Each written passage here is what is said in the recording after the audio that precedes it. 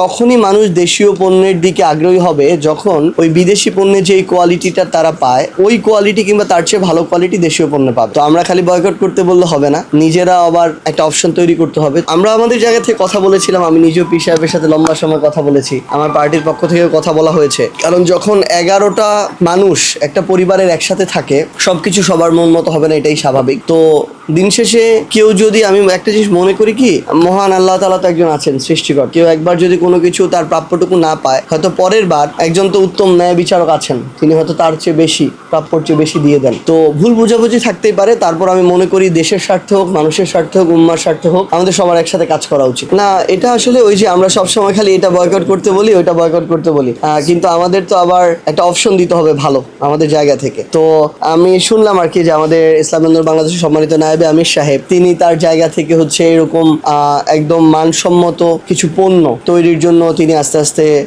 প্রচেষ্টা চালাচ্ছেন, উদ্যোগ নিয়েছেন। আমরা অবশ্যই এটাকে সাধুবাদ জানাই, কারণ তখনই মানুষ দেশীয় পণ্যের দিকে আগ্রহী হবে যখন ওই বিদেশি পণ্যের যে কোয়ালিটিটা তারা পায় ওই কোয়ালিটি কিংবা তার চেয়ে ভালো কোয়ালিটি দেশীয় পণ্য পাবে। তো আমরা খালি বয়কট করতে বললে হবে না, নিজেরা আবার একটা অপশন তৈরি করতে হবে। তো তিনি যে উদ্যোগটা নিয়েছেন, আমরা অবশ্যই আমাদের জায়গা থেকে সেটার সাফল্য কামনা করি। মহান আল্লাহ তাআলা যেন তার এই যে সৎ যে উদ্দেশ্য, এই উদ্দেশ্য পূরণে যেন মহান আল্লাহ তাআলা সবসময় তাকে সহযোগিতা করেন।